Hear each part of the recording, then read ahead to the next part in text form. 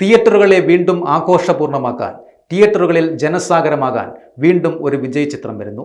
തെന്നിന്ത്യൻ സിനിമയിലെ super star, Indian സിനിമയിൽ ഏറെ ആരാധകരുള്ള താരം എന്നിങ്ങനെ നിരവധി വിശേഷണങ്ങൾ ഇളയ ദളപതി വിജയ്ക്കുണ്ട്. അദ്ദേഹത്തിൻ്റെ ജനനായകൻ എന്ന ചിത്രമാണ് ഇപ്പോൾ തിയേറ്ററുകളിലേക്ക് വരാൻ പോകുന്നത്. തെന്നിന്ത്യൻ സൂപ്പർ സ്റ്റാർ വിജയ് നായകനായ ഏറ്റവും പുതിയ ചിത്രമാണ് ജനനായകൻ.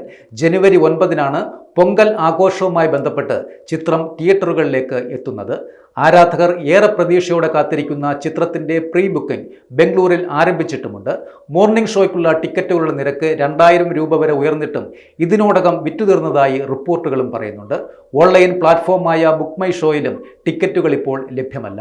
മോർണിംഗ് ഷോകളുടെ ഏറ്റവും കുറഞ്ഞ നിരക്ക് 800 രൂപയാണ്.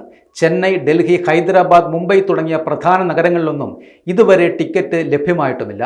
കൊച്ചിയിൽ ഏറ്റവും ഉയർന്ന ടിക്കറ്റ് നിരക്ക് 350 രൂപയാണ്. തമിഴ്നാട്ടിൽ ഇതുവരെ ബുക്കിംഗ് ആരംഭിച്ചിട്ടുമില്ല.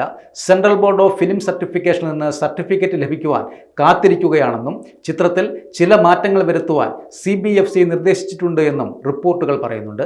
നിലവിൽ കേരളത്തിലും കർണാടകത്തിലും ചില വിദേശ രാജ്യങ്ങളിലുമാണ് ഇപ്പോൾ ബുക്കിംഗ് ആരംഭിച്ചിരിക്കുന്നത്.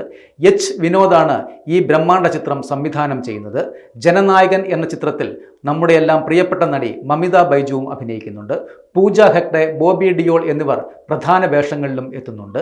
രാഷ്ട്രീയത്തിലേക്ക് പ്രവേശിക്കുന്നതിന് തൊട്ടു മുൻപുള്ള വിജയുടെ അവസാന ചിത്രമാണിത്. തമിഴക വെട്രി കഴകം എന്ന പാർട്ടി രൂപീകരിച്ച് ഈ വർഷത്തെ തമിഴ്നാട് നിയമസഭാ തെരഞ്ഞെടുപ്പിൽ മത്സരിക്കാനാണ് അദ്ദേഹത്തിൻ്റെ തീരുമാനവും. 2023 പുറത്തിറങ്ങിയ അനിൽ രവിപുടി സംവിധാനം ചെയ്ത ബാലകൃഷ്ണ നായകനായ ഭഗവന്ത് കേസരിയുടെ റീമേക്ക് ആയിരിക്കുമെന്ന അഭ്യൂഹവും ഈ ചിത്രത്തിൽ നിലനിൽക്കുന്നുണ്ട്.